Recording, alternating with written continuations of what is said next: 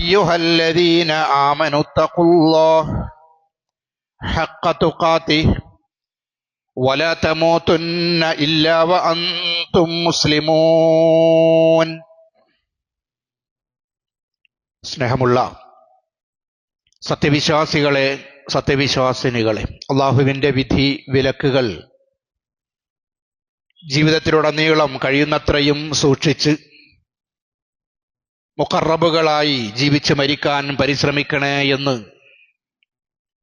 എന്നെയും നിങ്ങൾ ഓരോരുത്തരെയും ഓർമ്മപ്പെടുത്തുകയാണ്, വസിയ്യത്ത് ചെയ്യുകയാണ്. റസൂലുള്ളാഹി സ്വല്ലല്ലാഹു അലൈഹി വസല്ലമയുടെ വഫാത്തുമായി ബന്ധപ്പെട്ട സംഭവ വികാസങ്ങളാണ് കഴിഞ്ഞ ഖുതുബകളിൽ പരാമർശിച്ചു വന്നത്. അതിനിടയിൽ നമുക്കെല്ലാം അറിയാം, വയനാട്ടിലെ ചൂരൽമല എന്ന് പറയുന്ന പ്രദേശത്ത് കഴിഞ്ഞ ദിവസമുണ്ടായ ഹൃദയഭേദകമായ ദുരന്തത്തെക്കുറിച്ച്, കേരളത്തിലെ സൗന്ദര്യഭൂമി എന്നറിയപ്പെടുന്ന പ്രദേശമാണ് വയനാട് പ്രദേശം. അവിടെയുള്ള ശാന്തമായി ഒഴുകുന്ന പുന്നപ്പുഴ അത് ഗതി മാറി വഴി മാറി ഒഴുകുകയാണ്. കൂറ്റൻ പാറകളും മരങ്ങളുമെല്ലാം അവിടെ താമസിക്കുന്ന ആളുകളുടെ വീടുകളിലേക്ക് അടിച്ചു കയറുന്നു. വീടുകളും വിദ്യാലയങ്ങളും ആരാധനാലയങ്ങളുമെല്ലാം അതിൻ്റെ അടിത്തറ ഇളകി ഒലിച്ചു പോവുകയാണ്. നമ്മെപ്പോലെ രാത്രി ഡിന്നർ കഴിഞ്ഞ് ഉറങ്ങാൻ കിടന്ന ആളുകളാണ്. രാത്രിയിൽ നാളേക്കുള്ള ഹോംവർക്കുകൾ ചെയ്ത് പഠിച്ച് നാളെ സ്കൂളിലേക്കും മദ്രസകളിലേക്കും പോകാനുള്ള ടൈം ടേബിളുകൾ ശരിയാക്കി വെച്ച നമ്മുടെ മക്കളെപ്പോലെയുള്ള മക്കളാണ്. മാതാവിൻ്റെ മടിത്തട്ടിൽ കിടന്ന് ഉമ്മയുടെ മുലപ്പാൽ നുകർന്ന് കിടന്നുറങ്ങിയ കുഞ്ഞു പൈതങ്ങളാണ്. ഉമ്മമാർ താരാട്ടുപാടി ഉറക്കിയ മക്കളാണ്. രാത്രി ദിക്റുകൾ ചൊല്ലിക്കിടന്ന ആളുകളും അല്ലാത്ത ആളുകളുമെല്ലാം ആ കൂട്ടത്തിലുണ്ടാകും. പിന്നീട് നേരം പുലരുമ്പോൾ നമ്മൾ കേൾക്കുന്ന വാർത്ത ഒരു മനസാക്ഷിയുള്ള ഒരാൾക്കും അതിനെ സ്വീകരിക്കാൻ പറ്റാത്ത രൂപത്തിലാണ്. നമ്മളെല്ലാം ഉറങ്ങാൻ കിടക്കുമ്പോൾ ദുആ ചെയ്യുന്ന പ്രാർത്ഥനകളുണ്ട്. റസൂലുള്ളാഹി സ്വല്ലല്ലാഹു അലൈഹി വസല്ലം പഠിപ്പിച്ച ഒരുപാട് ദിക്റുകൾ. ബിസ്മിക അല്ലാഹുമ്മ അമൂതു വ അഹ്യാ, അല്ലാഹുവിൻ നിന്റെ നാമത്തിലാണ് ഞാൻ മരിക്കുന്നതും ഞാൻ ജീവിക്കുന്നതും. ഇത് നമ്മൾ ഉറങ്ങാൻ കിടക്കുമ്പോൾ ചൊല്ലുന്ന ദിക്റാണ്. അല്ലാഹുവേ, നിന്റെ നാമത്തിൽ ഞാൻ മരിക്കുകയാണ് എന്ന് പറഞ്ഞിട്ടാണ് കിടക്കുന്നത്. വലതു ഭാഗത്തേക്ക് ചെരിഞ്ഞു കിടന്നിട്ട് റസൂലുള്ളാഹി സ്വല്ലല്ലാഹു അലൈഹി വസല്ലം പഠിപ്പിച്ചൊരു ദുആയുണ്ട്. ബിസ്മിക റബ്ബി വലഅതു ജംബി വബിക അർഫഉഹു ഇൻ അംസക്ത നഫ്സി ഫർഹംഹാ വഇൻ അർസൽതഹാ ഫലാ തഹ്ഫദ് ബിമാ തഹ്ഫദ് ബിഹി ഇബാദക സ്സാലിഹീൻ. ബിസ്മിക റബ്ബി, എന്റെ റബ്ബേ നിന്റെ നാമത്തിലാണ് വലഅതു ജംബി, എന്റെ പാർശ്വത്തെ എന്റെ ശരീരത്തെ ഞാൻ വെക്കുന്നത്. വബിക അർഫഉഹു, നിന്റെ സഹായം കൊണ്ടു തന്നെയാണ് ഞാൻ ഈ കിടന്നിടത്ത് നിന്ന് എഴുന്നേൽക്കുന്നതും. വഇൻ അംസക്ത നഫ്സി, എന്നെ നീ അവിടെ പിടിച്ചു വെക്കുകയാണ് എങ്കിൽ ഈ ഉറക്കിൽ നിന്ന്, ഈ മരണമാകുന്ന ഉറക്കിൽ നിന്ന് പിന്നീടൊരു ജീവിതത്തിലേക്ക് എന്നെ നീ തിരിച്ചു കൊണ്ടുവരുന്നില്ല എങ്കിൽ, നീ എന്റെ റൂഹിനെ അവിടെ തന്നെ പിടിച്ചു വെക്കുകയാണ് എങ്കിൽ ഫർഹംഹാ, റബ്ബേ, നീ അതിനോട് കരുണ ചൊരിയണം, എന്റെ റൂഹിനോട്, എന്റെ ആത്മാവിന് നീ കരുണ നൽകണം. വഇൻ അർസൽതഹാ, ഇനി അതല്ല, നീ തിരിച്ചെന്നെ ജീവിതത്തിലേക്ക് തന്നെ തിരിച്ചയക്കുകയാണ് എങ്കിൽ ഫഹ്ഫദ്ഹാ ബിമാ തഹ്ഫദ് ബിഹി ഇബാദക സ്വാലിഹീൻ, സ്വാലിഹീങ്ങളായ നല്ലവരായ നിന്റെ അടിമകളില്ലേ, ആ അടിമകളെ സംരക്ഷിക്കുന്നത് പോലെ റബ്ബേ എന്നെ നീ സംരക്ഷിക്കണേ എന്ന് ഉറങ്ങുന്ന സമയത്ത്, ഉറങ്ങാൻ കിടക്കുന്ന സമയത്ത് വലത് ഭാഗത്തേക്ക് ചെരിഞ്ഞു കിടന്ന് കൈ ഇങ്ങനെ കവിളിലേക്ക് വെച്ചുകൊണ്ട് നബി സല്ലല്ലാഹു അലൈഹി വസല്ലം പ്രാർത്ഥിക്കാറുണ്ടായിരുന്നു. പ്രാർത്ഥിക്കാൻ വേണ്ടി നമ്മളോട് അവിടുന്ന് പഠിപ്പിക്കുകയും ചെയ്തു. അപ്പോൾ ഉറക്കമെന്ന് പറയുന്നത് ഒരു മരണമാണ്. ഉറക്കമൊരു മരണമാണ്. ആ മരണം അങ്ങനെ തന്നെ നീണ്ടു പോകാം എന്ന് നിയ്യത്ത് വെച്ചുകൊണ്ടാണ് ഒരു മുസ്ലിം, നിയ്യത്ത് വെച്ചുകൊണ്ടാണ് ഒരു മുഅ്മിൻ കിടന്നുറങ്ങുന്നത്. രാവിലെ എഴുന്നേൽക്കാൻ കഴിയണമെന്നില്ല. ഇനി രാവിലെ എഴുന്നേറ്റാലും പറയുന്നത് അൽഹംദുലില്ലാഹ്, അൽഹംദുലില്ലാഹില്ലദീ അഹ്യാനാ ബഅദമാ അമാതനാ വ ഇലൈഹിൻ നുശൂർ. അല്ലാഹുവേ, നിനക്കാണ് സ്തുതി. അല്ലദീ അഹ്യാനാ, എന്നെ നീ വീണ്ടും എഴുന്നേൽപ്പിച്ചുവല്ലോ. ബഅദമാ അമാതനാ, മരിപ്പിച്ചതിന് ശേഷം, മരണത്തിന് ശേഷം എനിക്കിതാ നീ വീണ്ടും ജീവൻ നൽകിയിരിക്കുന്നു. എന്നെ വീണ്ടും ഒരു ജീവിതത്തിലേക്ക്, ബോധത്തിലേക്ക് നീ നയിച്ചിരിക്കുന്നു. അതുകൊണ്ട് നിനക്കാണ് സ്തുതി. വ ഇലൈഹിൻ നുശൂർ, അവസാനമായ മടക്കം അത് നിന്നിലേക്കാണ്. അവസാനത്തെ ഉയർത്തെഴുന്നേൽപ്പം നിന്നിൽ നിന്നാണ് റബ്ബേ. ഇത് നബി സല്ലല്ലാഹു അലൈഹി വസല്ലം പഠിപ്പിച്ച ദുആയാണ്. നമ്മൾ ഉറങ്ങുമ്പോൾ, ഉറങ്ങി എഴുന്നേൽക്കുമ്പോൾ ചൊല്ലുന്ന ദുആയാണ്. മറ്റൊരു ദുആ നബി സല്ലല്ലാഹു അലൈഹി വസല്ലം പഠിപ്പിച്ചു, അൽഹംദുലില്ലാഹില്ലദീ ആഫാനി ഫീ ജസദി, എന്റെ ജസദിന് വീണ്ടും, എന്റെ ശരീരത്തിന്, എന്റെ ദേഹത്തിന് വീണ്ടും ആഫിയത്ത് നൽകിയ, എന്നെ എഴുന്നേൽപ്പിച്ച റബ്ബേ. വറദ്ദ അലയ്യ റൂഹി, എന്റെ റൂഹിനെ എനിക്ക് തിരിച്ചു തന്നവനായ റബ്ബേ. വ അദ്നലീ ബിദിക്രിഹി, നിനക്ക് ദിക്ർ ചൊല്ലാനുള്ള ഒരവസരം കൂടി എനിക്ക് നൽകിയ, അനുവാദം നൽകിയവനായ അല്ലാഹുവേ, നിനക്കാകുന്നു സർവസ്തുതിയും. നബി സല്ലല്ലാഹു അലൈഹി വസല്ലം ഉറങ്ങി എഴുന്നേൽക്കുമ്പോൾ പഠിപ്പിച്ച പ്രാർത്ഥനയാണ്. അപ്പൊ ഒരു വിശ്വാസിയെ സംബന്ധിച്ചിടത്തോളം, ഒരു മുഅ്മിനിനെ സംബന്ധിച്ചിടത്തോളം നമ്മുടെ ഉറക്കൊരു മരണമാണ്. ആ ഉറക്കിന് ശേഷം വീണ്ടും എഴുന്നേൽപ്പിക്കുക എന്ന് പറയുന്നത് അല്ലാഹു നൽകുന്നൊരു തൗഫീഖ് തന്നെയാണ്. അങ്ങനെ ഉറങ്ങിക്കിടന്ന ആളുകളാണ്, പ്രതീക്ഷയോടുകൂടി കിടന്നവരാണ്. അവരൊരുപാട് ആളുകൾ ഇന്ന് ജീവനോടെയില്ല. അൽഹംദുലില്ലാഹ്, ഇന്ന് കേട്ട ഒരു വാർത്ത, 4ഓളം ആളുകളെ ഇന്ന് രക്ഷപ്പെടുത്താൻ കഴിഞ്ഞു എന്നാണ്. 4 ദിവസത്തോളം ഭക്ഷണം കഴിക്കാതെ ഏതോ ഒരു തുരുത്തിൽ അവരിങ്ങനെ കിടക്കുന്നുണ്ട്. നമ്മുടെ സൈന്യം അവിടെ എത്തിയിട്ട് ആ 4 പേരെയും ഇന്ന് രക്ഷപ്പെടുത്തിയെടുത്തു. അവർ ജീവിതത്തിലേക്ക് വന്നു. മരണപ്പെട്ടുപോയ ഒരുപാട് ആളുകൾ, അവർക്ക് വേണ്ടിയാണ് നമ്മൾ ദുആ ചെയ്യുന്നത്. അല്ലാഹുമ്മ ഗ്ഫിർ ലഹും വർഹംഹും വആഫിഹിം വഅഫു അൻഹും വഅക്രിം നുസുലഹും വവസ്സിഅ മുദ്ഖലഹും. അല്ലാഹുവേ, അവർക്ക് നീ പുറത്തു കൊടുക്കണം. അല്ലാഹുവേ, അവരോട് നീ കരുണ കാണിക്കണം. അല്ലാഹുവേ, അവർക്ക് നീ അവരുടെ താമസ സ്ഥലം, നിന്നിലേക്ക് വന്നിരിക്കുകയാണ്, അവരുടെ താമസ സ്ഥലം നീ മാന്യമാക്കി കൊടുക്കണം. അവരുടെ താമസ സ്ഥലം നീ വിശാലമാക്കി കൊടുക്കണേ റബ്ബേ എന്ന് നബി സല്ലല്ലാഹു അലൈഹി വസല്ലം പഠിപ്പിച്ച പ്രാർത്ഥന നമ്മുടെ സഹോദരങ്ങൾക്ക് വേണ്ടി നമ്മൾ പ്രാർത്ഥിക്കുക. വിശുദ്ധ ഖുർആൻ ഒരുപാട് സമൂഹങ്ങളുടെ ചരിത്രം പഠിപ്പിക്കുന്നുണ്ട്. ഇങ്ങനെ കിടന്നുറങ്ങിയിട്ട് മരണപ്പെട്ടു പോകുന്ന ആളുകളെ കുറിച്ച് പറയുന്നുണ്ട്. വിശ്വാസികളോട് വിശുദ്ധ ഖുർആൻ ചോദിക്കുന്നുണ്ട്, നിങ്ങൾ നിർഭയരായിരിക്കുകയാണോ? നിങ്ങൾക്ക് ഭയമില്ലേ? നിങ്ങൾ പേടിക്കുന്നില്ലേ? അഫ അമിന അഹ്ലുൽ ഖുറാ അൻ യഅതിയഹും ബഅസുനാ ബയാതൻ വഹും നായിമൂൻ. നിങ്ങൾ ഉറങ്ങിക്കിടക്കുമ്പോ രാത്രി സമയങ്ങളിൽ അള്ളാഹുവിന്റെ അടുക്കൽ നിന്നുള്ള ബഅസ്, അള്ളാഹുവിന്റെ അടുക്കൽ നിന്നുള്ള അപകടം, വിപത്തുക്കൾ നിങ്ങളിലേക്ക് വരുന്നതിനെ കുറിച്ച് നിങ്ങൾ ഭയപ്പെടാതിരിക്കുകയാണോ? നിങ്ങൾ നിർഭയരായിരിക്കുകയാണോ? അവ അമിന അഹ്ലുൽ ഖുറാ, ഒരു ജനത, ഒരു നാട്ടിലുള്ള ആളുകൾ അവർ നിർഭയരായിരിക്കുകയാണോ?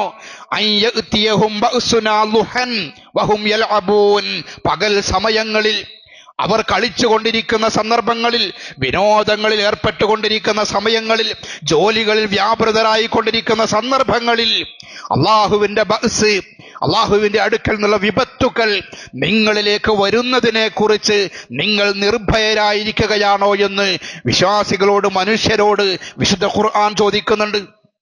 നമ്മളൊക്കെ രാത്രികാലങ്ങളിൽ ഓതുന്ന ഒരു സൂറത്തുണ്ട്, സൂറത്തുൽ മുൽക്ക്. ആ സൂറത്തുൽ മുൽക്കിലൂടെ അള്ളാഹു ചോദിക്കുന്നുണ്ട്, അഅമിൻതും മൻ ഫിസ്സമാഇ അൻ യഖ്സിഫ ബികുമുൽ അർള ഫഇദാ ഹിയ തമൂർ. നിങ്ങൾ നിർഭയരായിരിക്കുകയാണോ? ഭൂമിയിലേക്ക് അള്ളാഹു നിങ്ങളെ ആഴ്ത്തിക്കളയുന്നതിനെ കുറിച്ച് നിങ്ങൾ നിർഭയരായിരിക്കുകയാണോ? അമിൻതും മൻ ഫിസ്സമാഇ അൻ യുർസില അലൈക്കും ഹാസിബ.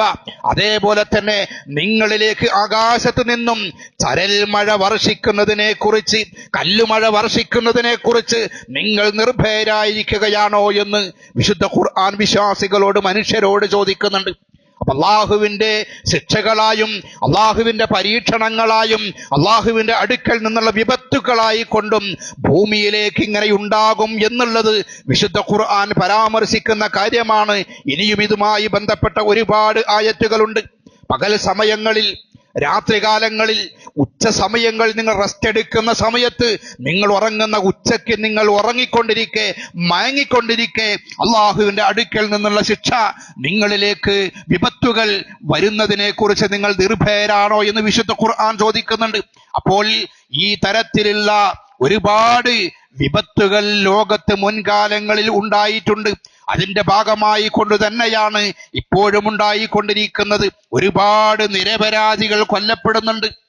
പല ആളുകളും ചോദിക്കുന്നുണ്ട്, എന്തേ ദൈവം രക്ഷിക്കുന്നില്ല എന്നാണ്. ഇന്നലെ വൈറലായി കൊണ്ടിരിക്കുന്ന ഒരു 3ാം ക്ലാസ്സുകാരിയുടെ ഒരു എഴുത്തുണ്ട്. ആ കുട്ടി ഇങ്ങനെ ആ വയനാട്ടിൽ നടന്ന സംഭവങ്ങളൊക്കെ ഇങ്ങനെ ഒരു അര പേജിൽ എഴുതിയിട്ട് അവിടേക്ക് എന്തേ ദൈവം അവരെ രക്ഷിക്കുന്നില്ല എന്ന് പറഞ്ഞുകൊണ്ട് ആ കുട്ടി അവസാനിപ്പിക്കുന്നു. ആ ഒരു വാചകം പിടിച്ചുകൊണ്ട് ദൈവം എന്താണ് രക്ഷിക്കാത്തത് എന്ന് ചോദിച്ചിട്ട് പിഞ്ചു കുഞ്ഞുങ്ങളെയും പാവപ്പെട്ടവരെയും നിരപരാധികളെയും അവർ കൊല്ലപ്പെടുമ്പോൾ എന്താണ് അള്ളാഹു രക്ഷിക്കാത്തത് എന്ന് ചോദിക്കുന്നുണ്ട്. യഥാർത്ഥത്തിൽ ഇവിടെ നമ്മൾ മനസ്സിലാക്കേണ്ടത്, എല്ലാ ദുരന്തങ്ങളും അള്ളാഹുവിന്റെ ശിക്ഷയല്ല. ദുരന്തങ്ങൾ അള്ളാഹുവിന്റെ ശിക്ഷയല്ല. എന്നാൽ അള്ളാഹു ശിക്ഷയായി നൽകുന്ന ദുരന്തങ്ങളുണ്ട്. അതേ സന്ദർഭത്തിൽ മനുഷ്യന്റെ പല പ്രവർത്തനങ്ങളുമുണ്ട്. അള്ളാഹു നിശ്ചയിച്ച ചില രീതികളുണ്ട് ഈ ദുനിയാവിൽ. അള്ളാഹു ചില കാര്യങ്ങൾ നിശ്ചയിച്ചിട്ടുണ്ട്, ചില നടപടിക്രമങ്ങളുണ്ട്. നമുക്കറിയാം, ഒരാൾ മദ്യപിച്ചുകൊണ്ട് വാഹനം ഓടിക്കുകയാണ്. ആ മദ്യപിച്ചുകൊണ്ട് അയാൾ വാഹനം ഓടിച്ചിട്ട് എവിടെയെങ്കിലും കൊണ്ടുപോയി ഇടിച്ചു, അയാൾ മരണപ്പെട്ടു, അല്ലെങ്കിൽ അപകടം പറ്റുകയാണ്. നമ്മൾ എന്താ പറയുക? ദൈവത്തിന് കരുണയില്ലേ എന്നല്ല. ആ മനുഷ്യൻ അവിടെ പാലിക്കേണ്ട നിയമങ്ങളുണ്ട്. മദ്യപിക്കാൻ പാടില്ല, മദ്യപിച്ച് വാഹനം ഓടിക്കാൻ പാടില്ല. ഒരാൾ 2 കണ്ണുകളും കെട്ടിയിട്ട് വാഹനം ഓടിച്ച് എവിടെയെങ്കിലും ഇടിച്ചാൽ, അല്ലെങ്കിൽ അയാൾ എവിടെയെങ്കിലും വീണാൽ, എന്തെങ്കിലും സംഭവിച്ചാൽ നമ്മൾ ആരെയാണ് കുറ്റപ്പെടുത്തുക? ആ കണ്ണ് കെട്ടിയിട്ട് നടന്നവനെയാണ്, വാഹനം ഓടിച്ചവനെയാണ്. ഇതുപോലെയാണ് ഈ പ്രപഞ്ചമെന്ന് പറയുന്നത്. അള്ളാഹു നിശ്ചയിച്ചിരിക്കുന്ന കുറെ നിയമങ്ങളുണ്ട്, കുറെ നടപടികളുണ്ട്. അതിൽ മനുഷ്യൻ വീഴ്ച വരുത്തുമ്പോൾ ഈ ഭൂമിയിൽ പ്രകമ്പനങ്ങൾ ഉണ്ടാകും, ഈ ഭൂമിയിൽ വിപത്തുകൾ ഉണ്ടാകും, ഈ ഭൂമിയിൽ അപകടങ്ങൾ ഉണ്ടാകും. അത് നേരത്തെ തന്നെ വിശുദ്ധ ഖുർആൻ പറഞ്ഞിട്ടുണ്ട്. ലഹറൽ ഫസാദു ഫിൽ ബർരി വൽ ബഹരി ബിമാ കസബത് ഐദിന്നാസ്. ലഹറൽ ഫസാദ്, കുഴപ്പങ്ങൾ പ്രത്യക്ഷപ്പെട്ടിരിക്കുന്നു, അപകടങ്ങൾ പ്രത്യക്ഷപ്പെട്ടിരിക്കുന്നു, തകരാറുകൾ പ്രത്യക്ഷപ്പെട്ടിരിക്കുന്നു. ഫിൽ ബർരി വൽ ബഹരി, കരയിലും കടയിലും. ബിമാ കസബത് ഐദിന്നാസ്, മനുഷ്യരുടെ കൈകൾ പ്രവർത്തിച്ചതിന്റെ ഫലമായിട്ട്, മനുഷ്യന്റെ ചെയ്തികളുടെ ഫലമായിട്ട് കരയിലും കടലിലും കുഴപ്പങ്ങൾ പ്രത്യക്ഷപ്പെട്ടിരിക്കുന്നു എന്നാണ്. അപ്പൊ മനുഷ്യനുണ്ടാക്കുന്ന ഒരുപാട് കുഴപ്പങ്ങളുണ്ട്. നമുക്കറിയാം, നമ്മളൊക്കെ ചെറുപ്പകാലം മുതൽ കേൾക്കുന്നുണ്ട്, ഓസോൺ പാളികൾക്ക് സുഷിരം വീണിട്ടുണ്ട് എന്നാണ്. ഓസോൺ പാളികൾക്ക് സുഷിരം വീണത് മനുഷ്യർ ഇവിടെ ഉപയോഗിക്കുന്ന പല വസ്തുക്കളിൽ നിന്നും പുറത്തേക്ക് പോകുന്ന വാതകങ്ങളിലൂടെയാണ്. നമ്മൾ ഉപയോഗിക്കുന്ന ഫ്രിഡ്ജുകൾ വരെ അതിന്റെ ഭാഗമാക്കാവുന്നുണ്ട് എന്നാണ് അതുമായി ബന്ധപ്പെട്ട പഠനങ്ങൾ തെളിയിക്കുന്നത്. ഏതാണ്ട് 2 മാസത്തോളം കോവിഡ് വന്ന സമയത്ത് നമ്മുടെ റോഡുകളിൽ നിന്നും വാഹനങ്ങളില്ലായിരുന്നു, വാഹനങ്ങളുടെ പുകയില്ലായിരുന്നു, അതുപോലെ എല്ലാം നിശ്ചലമായിരുന്നു. ആ സമയത്ത് ഓസോൺ പാളികൾക്കുണ്ടായിരുന്ന സുഷിരങ്ങൾ ചെറുതായി എന്ന് അതുമായി ബന്ധപ്പെട്ട ഭൗമശാസ്ത്രജ്ഞന്മാർ വ്യക്തമാക്കുകയുണ്ടായി. എന്ന് പറഞ്ഞാൽ മനുഷ്യനാണ് ഈ തരത്തിലുള്ള ഒരുപാട് ദുരന്തങ്ങൾക്ക് കാരണം എന്നാണ്. പ്രളയമുണ്ടാകുന്നത് അത് മനുഷ്യനിർമ്മിതമാണ് എന്ന് പറഞ്ഞത് മാധവ് ഗാഡ്ഗിൽ എന്ന് പറയുന്ന പരിസ്ഥിതി സംരക്ഷകനാണ്. അദ്ദേഹം വർഷങ്ങൾക്ക് മുമ്പ് തന്നെ പറഞ്ഞിട്ടുണ്ട്, കേരളത്തിന്റെ പല ഭാഗങ്ങളിലും ഉരുൾപൊട്ടലും അതുപോലെ മറ്റ് മഹാപ്രകൃതി ദുരന്തങ്ങളും ഉണ്ടാവാൻ ഒരുപാട് കാലമൊന്നും കാത്തിരിക്കേണ്ടതില്ല. നമ്മൾ ജീവിച്ചിരിക്കുന്ന കാലത്ത് തന്നെ അത്തരത്തിലുള്ള ദുരന്തങ്ങൾ സംഭവിക്കുമെന്ന് പറഞ്ഞിട്ടുണ്ട്. നമ്മൾ ആലോചിക്കൂ, നമ്മൾ ഈ ഇരിക്കുന്ന പള്ളി നിൽക്കുന്നത് എവിടെയാണ്? നമ്മൾ ഈ നിൽക്കുന്ന പള്ളി നിൽക്കുന്നത്, ഞാൻ ഈ നിൽക്കുന്നത് ചതുപ്പായൊരു പ്രദേശത്താണ്. ഇവിടെ ബിൽഡിങ്ങുകളൊക്കെ സൗധങ്ങളായി മാറിയതാണ്. കൃഷി ചെയ്യാൻ പറ്റുന്ന രൂപത്തിലുള്ള മണ്ണുകളായിരുന്നു.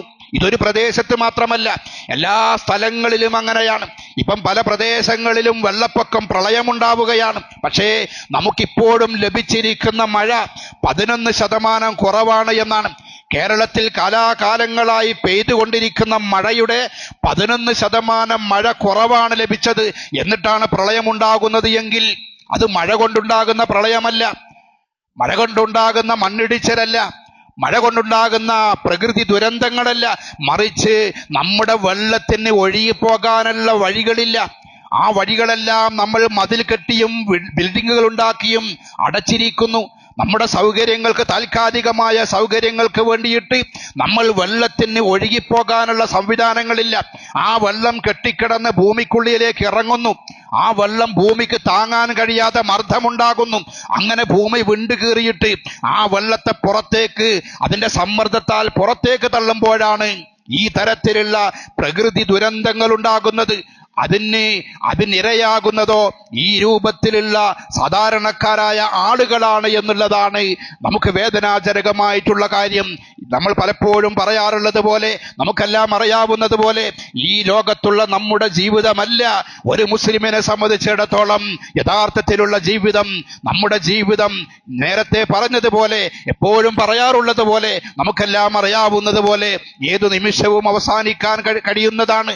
നമ്മൾ ഉറങ്ങിയാൽ എഴുന്നേൽക്കുമ്പോൾ വീണ്ടും ഒരു ജീവനോടുകൂടി എഴുന്നേൽക്കാൻ നമുക്ക് സാധിക്കണം എന്നില്ല. അങ്ങനെ ജീവിച്ചു തീരുന്ന ഒരു ജീവിതമാണ് നമ്മുടേത്. അതിൻ്റെ ഇടയ്ക്ക് നമ്മൾ അമലുകൾ ചെയ്യണം, സൽക്കർമ്മങ്ങൾ ചെയ്യണം. നമ്മുടെ ഈമാൻ നമ്മൾ പുതുക്കിക്കൊണ്ടിരിക്കണം. നമ്മുടെ ഈമാൻ ശരിയാകണം. എങ്കിൽ എവിടെ മരിച്ചാലും, എപ്പോൾ മരിച്ചാലും, എങ്ങനെ മരിച്ചാലും നമുക്കത് പ്രശ്നമുണ്ടാകുന്നില്ല. ഓരോ ദുരന്തങ്ങളും മരണപ്പെട്ടവർക്കുള്ള പാഠമല്ല, അത് ജീവിച്ചിരിക്കുന്ന ജീവനോടെയുള്ള ആളുകൾക്കുള്ള പാഠമാണ്. മരണപ്പെട്ട ആളുകൾ അവരുടെ അമലുകളുമായി പോയി കഴിഞ്ഞിരിക്കുന്നു. റസൂലുള്ളാഹി സ്വല്ലല്ലാഹു അലൈഹി വസല്ലം 5 വിഭാഗം ശുഹദാക്കളെ പഠിപ്പിച്ചിട്ടുണ്ട്. അശ്ശുഹദാഉ ഖംസ, 5 വിഭാഗം ശുഹദാക്കളുണ്ട്. അൽ മത്ഊൻ, മഹാമാരി പിടിപെട്ടിട്ട്, പ്ലേഗ് പോലുള്ള മഹാമാരികൾ പിടികെട്ടുകൊണ്ട് മരിക്കുന്ന ആളുകൾ, അവർ രക്തസാക്ഷികളുടെ പദവിയാണ് അവർക്ക് അല്ലാഹു നൽകുക. വൽ മബ്തൂൻ, അതുപോലെ ഉദര രോഗങ്ങൾ വന്നിട്ട് മരണപ്പെടുന്ന ആളുകൾക്ക് അല്ലാഹു നൽകുന്നത് ശുഹദാക്കളുടെ, രക്തസാക്ഷികളുടെ പദവിയാണ്. അതുപോലെ വൽ ഗരീഖു, മുങ്ങി മരണപ്പെടുന്ന ആളുകൾ, മുങ്ങി മരിക്കുന്ന ആളുകൾ, അള്ളാഹു അവരെ ഉൾപ്പെടുത്തുന്ന ശുഹദാക്കളുടെ കൂട്ടത്തിലാണ്.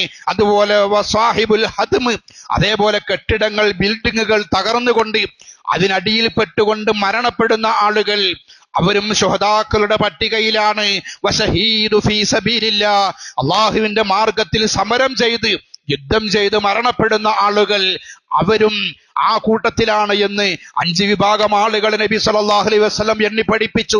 അതേപോലെ തന്നെ ഗർഭാവസ്ഥയിൽ കുഞ്ഞിന് ജന്മം നൽകുന്ന സന്ദർഭത്തിൽ ഗർഭപാത്രത്തിന് എന്തെങ്കിലും സംഭവിച്ചുകൊണ്ട് ഒരു സ്ത്രീ മരണപ്പെടുകയാണ് എങ്കിൽ അവരും ശുഹദാക്കളുടെ പട്ടികയിലാണ് എന്ന് മറ്റൊരു ഹദീസിൽ കാണാൻ കഴിയും.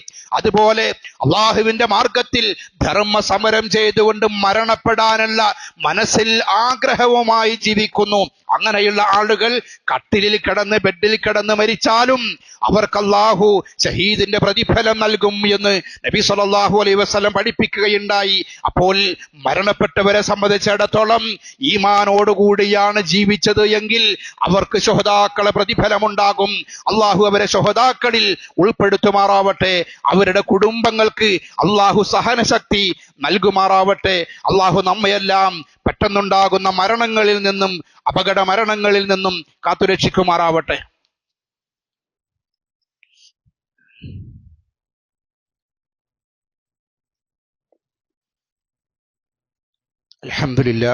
അൽഹംദുലില്ലാഹി റബ്ബിൽ ആലമീൻ ഗാഫിരി ദംബ് വഖാബിലി തൗബ് ശദീദിൽ ഇഖാബ് ലിഖൗലി ലാ ഇലാഹ ഇല്ലല്ലാഹ്. അള്ളാഹുവിനെ സൂക്ഷിക്കണേ എന്ന് ഒരിക്കൽ കൂടി ഓർമ്മപ്പെടുത്തുകയാണ്. ദുരന്തമുഖത്ത് ഏറ്റവും വേദനയേറിയ സംഗതി എന്ന് പറയുന്നത് അവിടെയുള്ള കൊച്ചു കുഞ്ഞുങ്ങളാണ്. കഴിഞ്ഞ ദിവസം ഒരു വാർത്തയുണ്ടായത്, ഒരു അനാറ എന്ന് പറയുന്ന ഒരു കൊച്ചു കുഞ്ഞ്, 40 ദിവസം മാത്രം പ്രായമായ കുഞ്ഞ്. ആ കുട്ടി മാതാവിന്റെ ഉമ്മയുടെ കയ്യിൽ ഉമ്മ പിടിച്ച് വെച്ചിരിക്കുകയാണ്. ആ ഉമ്മയും കുഞ്ഞും 6 വയസ്സുള്ള മകനും രക്ഷപ്പെട്ടു, അൽഹംദുലില്ലാഹ്. ഉമ്മയുടെ ആ പിടുത്തത്തിൽ കൈയുടെ എല്ല് പൊട്ടിപ്പോയി എന്നാണ് 40 ദിവസം മാത്രം പ്രായമുള്ള കുട്ടിയുടെ. ഒരുപാട് കുഞ്ഞുങ്ങൾ, 49ഓളം കുട്ടികൾ എന്നാണ് ഔദ്യോഗികമായ കണക്ക്, മരണപ്പെട്ടിട്ടുണ്ട്. നേരത്തെ പറഞ്ഞതുപോലെ നമ്മുടെയൊക്കെ ഉള്ളുലയ്ക്കുന്ന സംഭവമാണ്. കുഞ്ഞുങ്ങൾ മരണപ്പെട്ടാലും അവർ പരലോകത്ത് ഏറ്റവും ഉന്നതമായ സ്ഥാനത്താണ്. വയതൂഫു അലൈഹിം വിൽദാനും മുഖല്ലദൂൻ, നിത്യജീവിതം നൽകപ്പെട്ട കുഞ്ഞുങ്ങൾ.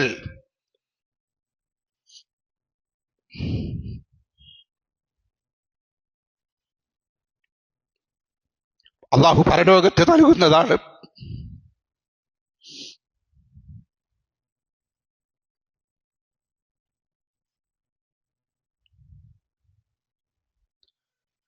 വഇദാ റഅയ്തഹും ഹസിബ്തഹും ലുഅ്ലുഅൻ മൻസൂറ, ഇങ്ങനെ വിതറിയിട്ട മുത്തുകൾ പോലെ തോന്നുന്ന മക്കൾ എന്നാണ് വിശുദ്ധ ഖുർആൻ അവരെ വിശേഷിപ്പിക്കുന്നത്.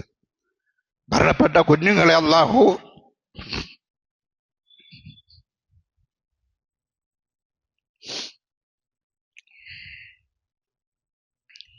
അവരിൽ ഉൾപ്പെടുത്തുമാറാവട്ടെ.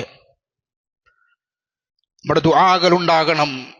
മയഅബുബിക്കും റബ്ബി ലൗലാ ദുആഉക്കും, നിങ്ങളുടെ ദുആ ഇല്ല എങ്കിൽ അള്ളാഹു എന്ത് പരിഗണനയാണ് നിങ്ങൾക്ക് നൽകുക എന്ന് വിശുദ്ധ ഖുർആൻ നമ്മോട് ചോദിക്കുന്നുണ്ട്.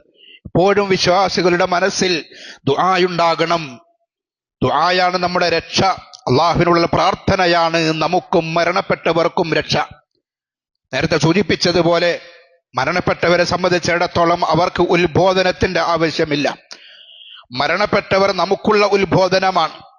പ്രകൃതി ദുരന്തങ്ങൾ നമുക്കുള്ള ഉത്ബോധനമാണ്. ആ തരത്തിലുള്ള ദുരന്തങ്ങൾ ഇല്ലാതിരിക്കാൻ അള്ളാഹുവിനോട് നമുക്ക് ദുആ ചെയ്യാം. ഒരുപാട് ആളുകൾ കുഞ്ഞുങ്ങൾക്ക് മുല കൊടുക്കാൻ തയ്യാറായ ഉമ്മമാര് നമ്മുടെ സമൂഹത്തിലുണ്ടായി. ഒരു ദുരന്തമുണ്ടായപ്പോൾ ഉമ്മ നഷ്ടപ്പെട്ട, ബന്ധുക്കൾ നഷ്ടപ്പെട്ട, നോക്കാൻ ആളില്ലാത്ത ഒരുപാട് ആളുകൾ, അങ്ങനെയുള്ള ചെറിയ കുഞ്ഞുങ്ങൾക്ക് പാലിന് വേണ്ടി കരയുമ്പോൾ പാല് കൊടുക്കാൻ സന്നദ്ധരായ ആളുകളുണ്ട്. അതൊക്കെ കേൾക്കുമ്പോൾ ഗസയിലെ കുഞ്ഞുങ്ങളെ കൂടി നമ്മുടെ മനസ്സിലേക്ക് ഓർമ്മ വരികയാണ്. വായിലേക്ക് വെള്ളമൊഴിച്ചു കൊടുക്കുമ്പോൾ ആ വെള്ളം പോലും ഇറക്കാൻ കഴിയാതെ പുറത്തേക്ക് ഇങ്ങോട്ട് തിങ്ങിപ്പോകുന്ന അത്തരത്തിലുള്ള അവസ്ഥകളിലുള്ള ആയിരക്കണക്കിന് കുഞ്ഞുങ്ങളാണ് ഗസയിൽ പ്രയാസം അനുഭവിക്കുന്നത്. അള്ളാഹു എല്ലാ പ്രയാസത്തിൽ നിന്നും കാത്തുരക്ഷിക്കുമാറാവട്ടെ. വയനാട്ടിലെ പ്രയാസപ്പെടുന്ന ആ ആളുകൾക്ക് വേണ്ടിയുള്ള സ്വതക്കയാണ് ഇന്നിവിടെ സ്വീകരിക്കുന്നത്. എല്ലാവരും അകമഴിഞ്ഞ് സ്വതക്ക ചെയ്യണം എന്ന് ഈ സന്ദർഭത്തിൽ ഓർമ്മിപ്പിക്കുകയാണ്. അതുപോലെ ഇൻഷാ അല്ലാഹ് ഈ വരുന്ന 11-ാം തീയതി റൂഹ് എന്ന പേരിൽ നമ്മുടെ പള്ളിയിൽ വെച്ചിട്ടൊരു ഇസ്ലാമിക് വർക്ക്ഷോപ്പ് നടക്കുകയാണ്. അതിൽ പങ്കെടുക്കാൻ ആഗ്രഹിക്കുന്ന ആളുകൾ പേര് രജിസ്റ്റർ ചെയ്യണം. 400 രൂപയാണ് അതിന് ഫീസായി നിശ്ചയിച്ചിരിക്കുന്നത്. രാവിലെ തുടങ്ങി വൈകുന്നേരം വരെയുള്ള ഒരു പ്രോഗ്രാമാണ്. ആ കാര്യം കൂടി ഈ സന്ദർഭത്തിൽ ഓർമ്മിപ്പിക്കുന്നു. അള്ളാഹു നമ്മയെല്ലാം അനുഗ്രഹിക്കുമാറാവട്ടെ. ജീവിതത്തിൽ വന്നു പോകുന്ന എല്ലാ പാപങ്ങളും അള്ളാഹു പുറത്ത് മാപ്പ് തരുമാറാവട്ടെ.